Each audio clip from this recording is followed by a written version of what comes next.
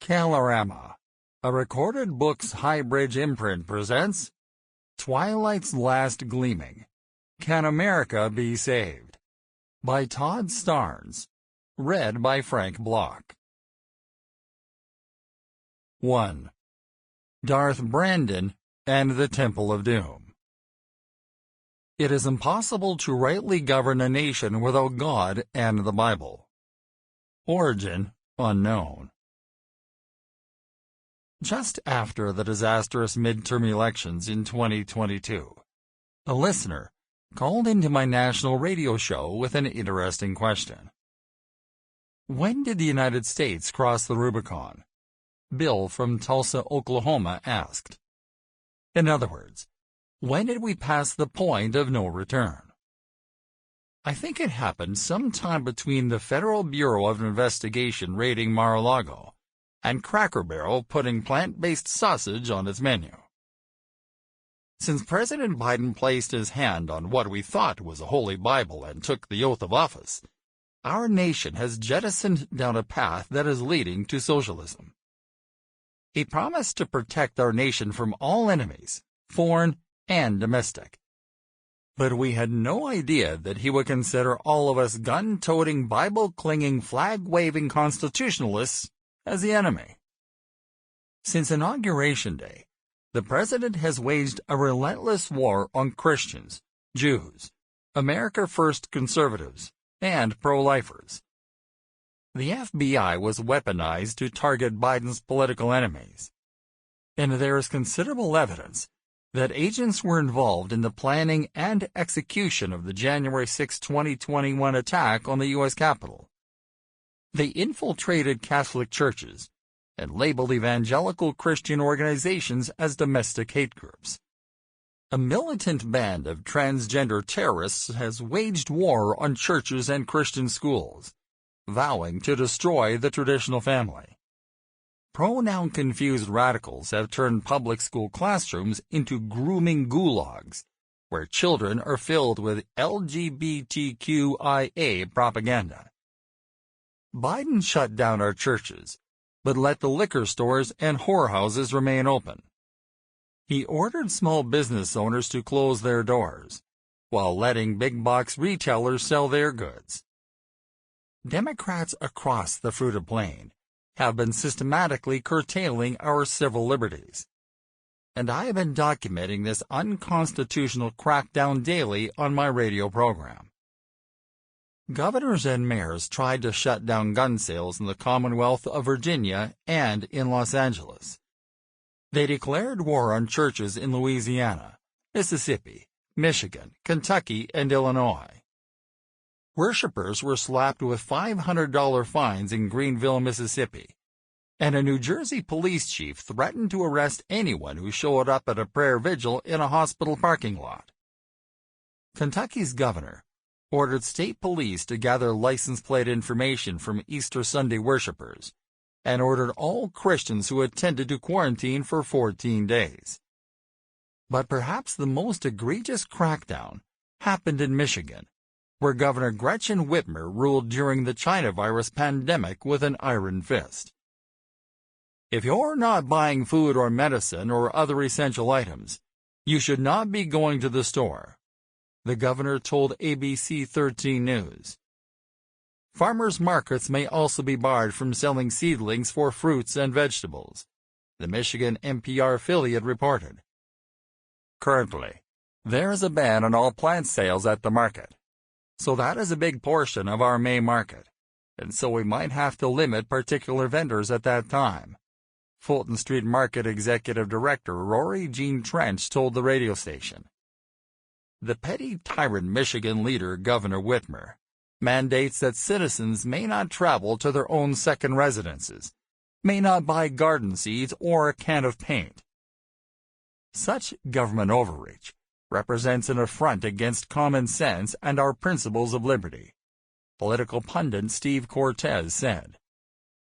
The Michigan Farm Bureau told radio station WSJM that the governor should reconsider her decision and reopen nurseries. If they lose this opportunity to sell their products, It is the entire year's worth of income that is lost for this industry, spokesperson Audrey Siebel told the radio station. In a statement, the Farm Bureau wrote, "It's disappointing to hear that the governor's new EO, executive order, does not allow the sale of flower and vegetable plants in a safe manner. It will be a total loss for this industry if they are not allowed to sell their plants over the next 8 weeks." In Washington, D.C., Mayor Muriel Bowser, also a Democrat, declared that fish markets and farmers markets were no longer essential businesses.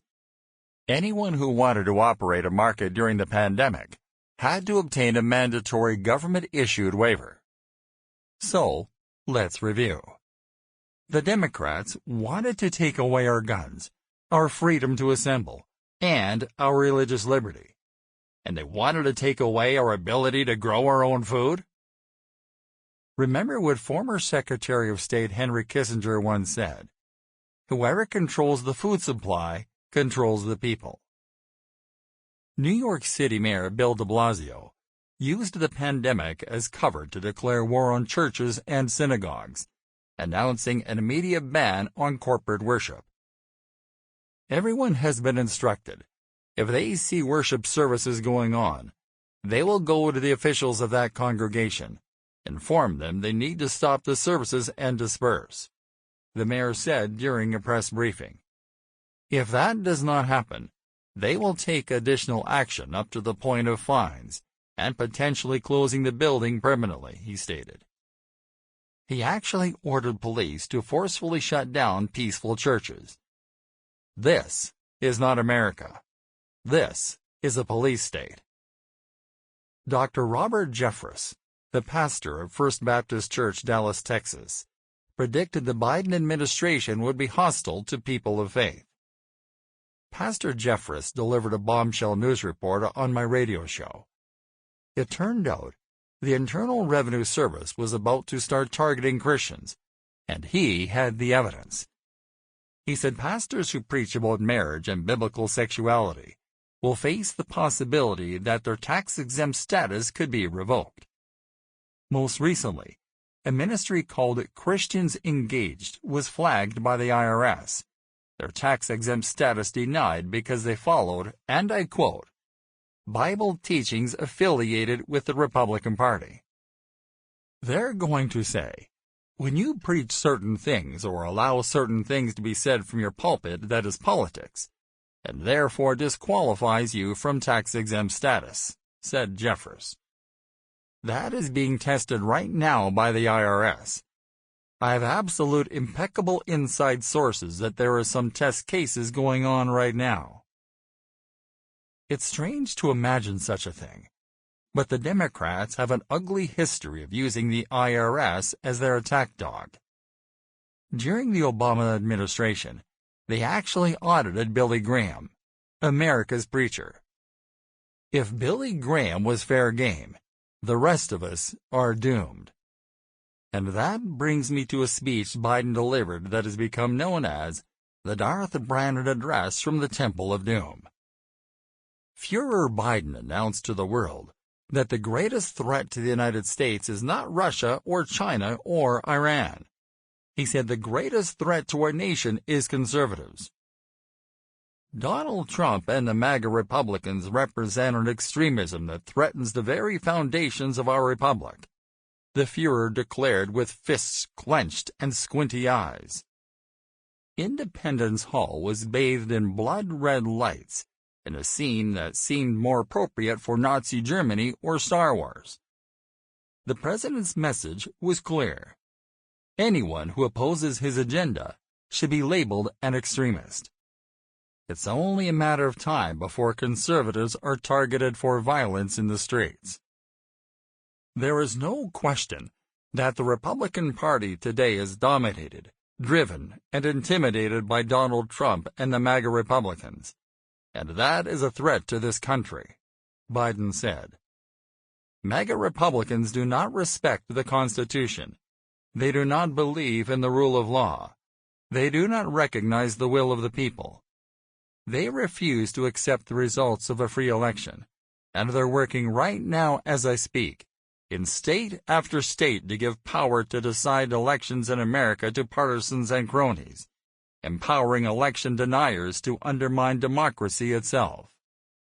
MAGA forces are determined to take this country backwards, to an America where there is no right to choose, no right to privacy, no right to contraception, no right to marry who you love. They promote authoritarian leaders, and they fan the flames of political violence that are a threat to our personal rights, to the pursuit of justice, to the rule of law, to the very soul of this country. They look at the mob that stormed the United States Capitol on January 6th, brutally attacking law enforcement, not as insurrectionists who placed a dagger to the throat of our democracy, but they look at them as patriots. And they see their MAGA failure to stop a peaceful transfer of power after the 2020 election as preparation for the 2022 and 2024 elections. They tried everything last time to nullify the votes of 81 million people. This time, they're determined to succeed in thwarting the will of the people. That's why respected conservatives, like Federal Circuit Court Judge Michael Luttig, has called Trump and the extreme MAGA Republicans, quote, a clear and present danger to our democracy. Conservatives condemned the president's violent remarks. Is Joe about to announce the roundup of all the Trump voters? Former Arkansas Governor Mike Huckabee wrote on Twitter. Pure hate speech if there ever was one. Senator Ted Cruz, Republican from Texas, accused Biden of tearing the country apart. Tonight, Joe Biden vilified millions of Americans in a divisive and angry speech that was detached from the reality of his political failures. He isn't actually interested in restoring the soul of the nation. He's only interested in pitting his fellow Americans against one another, Cruz said. Biden accused conservatives of being fascists, when in fact his own administration has behaved like the fascists. It was Democrats who shut down our businesses, our schools, and our church houses. It was Democrats who told Jews they could not bury their dead. It was Democrats who punished Christians for singing hymns. It was a Democrat who styled himself as a modern-day Hitler in front of the birthplace of our great nation. A full transcript of Führer Biden's remarks can be found on the White House website. Franklin Graham, the great American evangelist, unloaded on President Biden's Darth Brandon address to the nation. The White House is trying to defend President Biden offending over half the American people. The president campaigned on uniting the country, not dividing it, Graham wrote. Senator Tim Scott said it well. In his soul-crushing Soul of the Nation speech, the president threw half the country back into Hillary Clinton's basket of deplorables. Anyone who refuses to go along with his radical agenda that's bankrupting the country is a threat. Anyone who stands up for religious liberty is an extremist. Anyone who is a voice for voiceless and vulnerable unborn babies is a danger to democracy. That's the picture Biden painted of America. But his illustration of her country and her people couldn't be more disconnected from reality. Franklin Graham, the president of the Billy Graham Evangelistic Association and Samaritan's Purse, conveyed the feelings of most Americans who were appalled by Biden's dark and ominous speech delivered amid the blood-red backdrop of lights with U.S. Marines nearby. President Biden said that MAGA threatens the very foundation of our republic. Really? I want to see America great again. I want to see America as a leader, as a place for people who desire liberty and justice for all. I don't want to see this country turned into a socialist country. I don't want to see it fail. Does believing in freedom, justice, opportunity, less taxes, and smaller government make me an extremist? Absolutely not. The ones who are extremists are the ones who want to take that away from us. Ronald Reagan campaigned to make America great again. Does that make him an extremist? President Biden is trying to vilify and demean conservative, freedom-loving Americans who do not support the failing and economically unsound policies of his administration. This is just further dividing our nation. Ultimately, America can only have true greatness through God. The blessings of this nation have come from the hand of God. We need to turn to Him. We need His help, His direction, and His healing. My suspicions are that Barack Obama and Susan Rice had a role in orchestrating President Biden's Darth Brandon speech.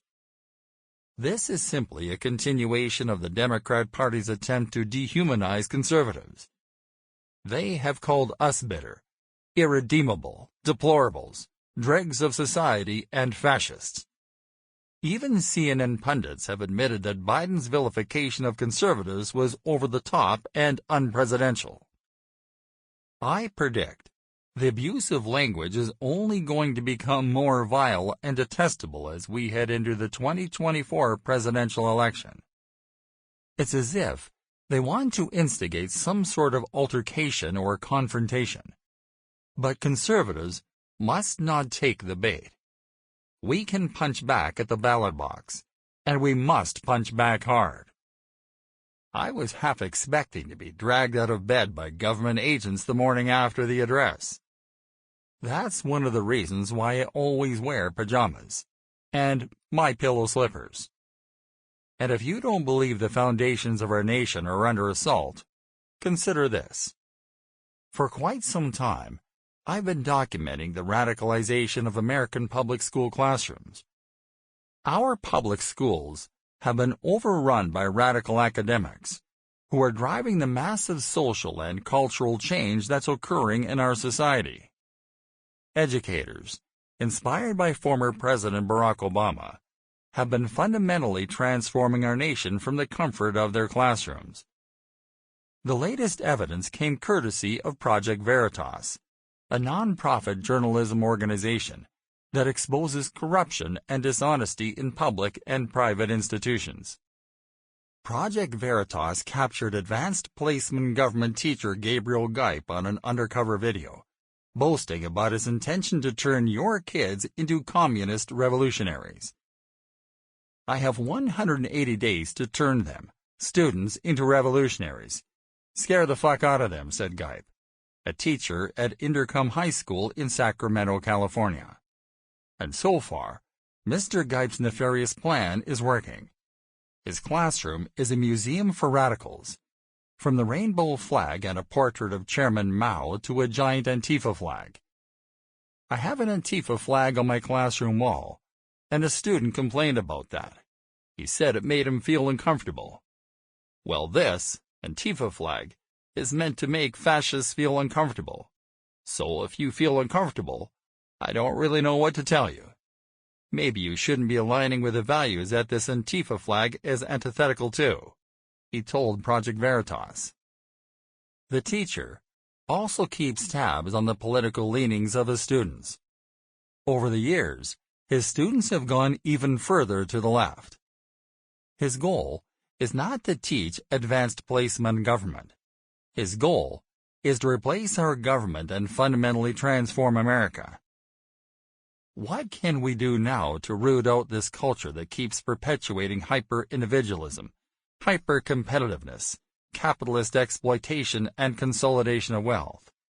I do think that it's important to understand that as an extension of an economic revolution, the Chinese Communist Party were changing the base, and then they went to change the superstructure. You cannot change one without the other. You can't have cultural shifts without the economic shift, and vice versa, he said. He's not the only teacher at Intercom High School who has turned his classroom into a communist training camp. There are 3 other teachers in my department that I did my credential program with, and they're rad. They're great people. They're definitely on the same page, he said. Folks, I've been warning about this for years. Unless we root out the anti-American, anti-Christian radicals inside our classrooms, we will not have meaningful change in America. One more note.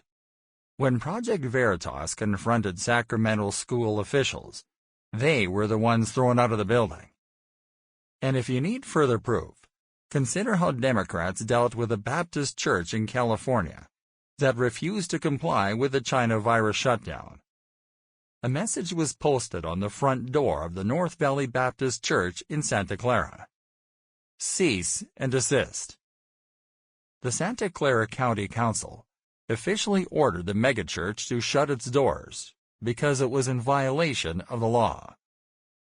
The congregation had been accused of holding indoor services, failing to ensure that speakers wore face masks, and singing. Yes, good listeners, the church stands accused of singing hymns and spiritual songs. North Valley Baptist is failing to prevent those attending, performing and speaking at North Valley Baptist services from singing, read the letter. This activity is unlawful. Let that sink in for just a moment, folks. Congregational worship is against the law in California. The county understands that singing is an intimate and meaningful component of religious worship, the letter read. However, public health experts have also determined that singing together in close proximity and without face coverings transmits virus particles further in the air than breathing or speaking quietly. Santa Clara County acknowledged in its cease and desist order that they had been sending agents into the church to spy on the congregation during worship services.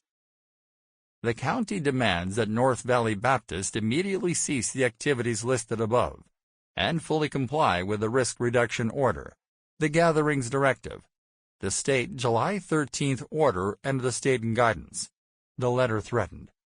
Failure to do so will result in enforcement action by the county.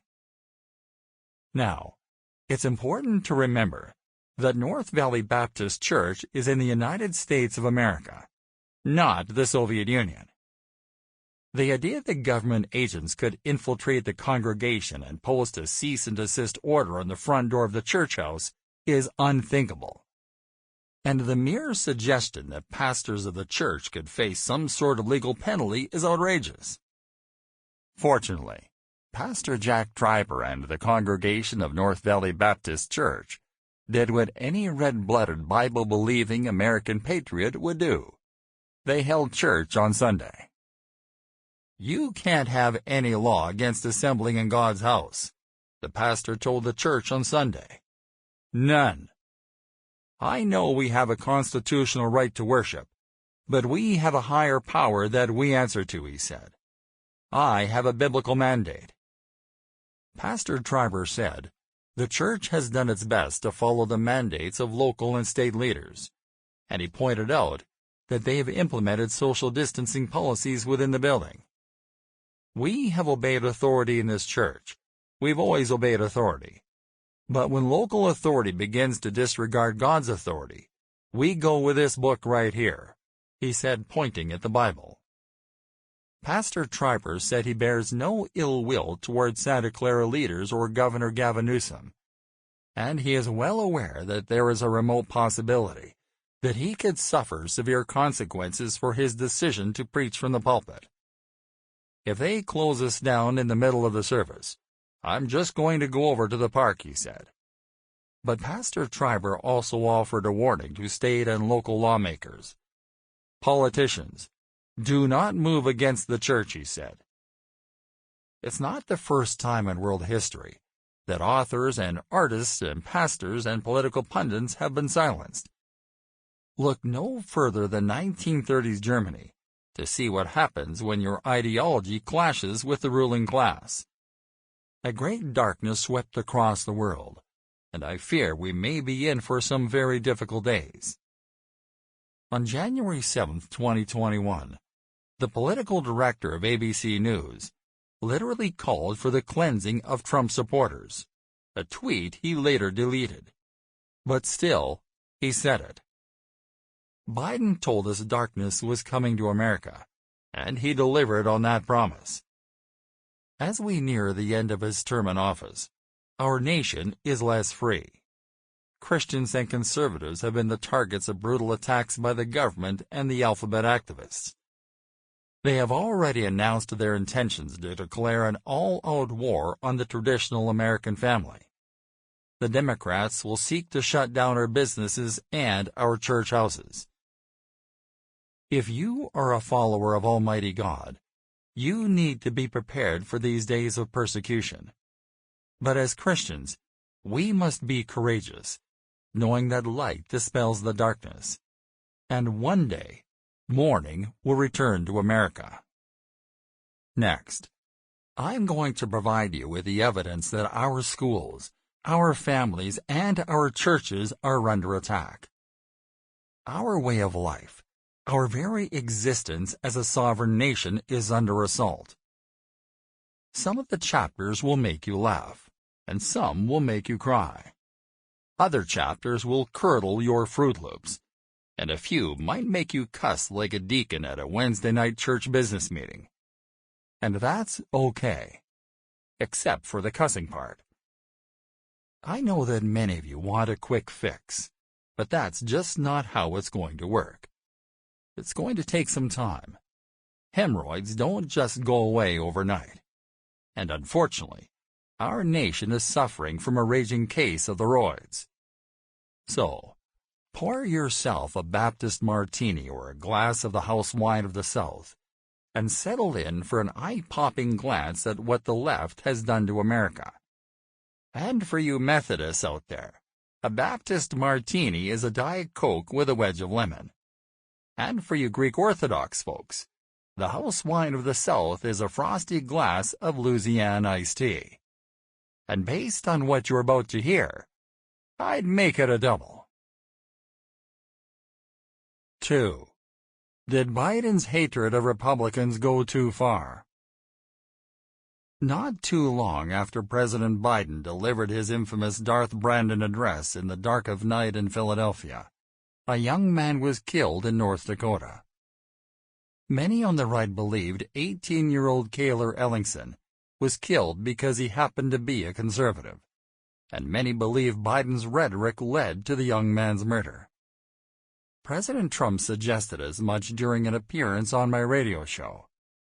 They say he, the North Dakota killer, got a lot of language, a lot of his hatred from maybe that speech, Trump said, referring to Biden's Darth Brandon address in front of Independence Hall in Philadelphia. Since 2016, the Democrats and mainstream media have waged an ugly smear campaign against Republicans. They've used their platforms to accuse conservatives of being deplorable and bitter, white supremacists, dregs of society, Christian nationalists, and most recently, the President of the United States called Trump supporters fascists and extremists. Here are some thoughts I shared during an open monologue not long after Ellingson was murdered. I want to address a story that really should be discussed across the nation right now. And it's an issue that should be the top story in the news cycle right now. But it is not. And if it had been anyone other than a Republican teenager, this would be a national news story.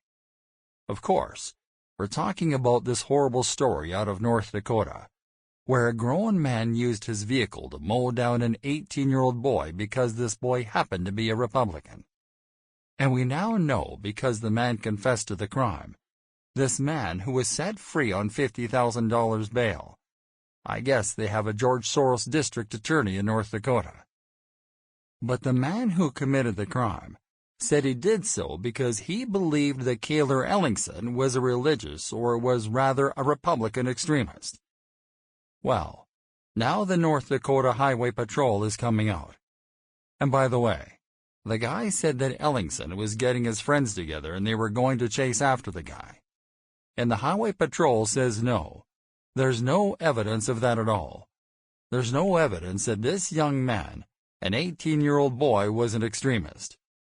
But it's interesting, because the guy who committed this atrocity, this heinous crime, snuffed out the life of an 18-year-old Republican child.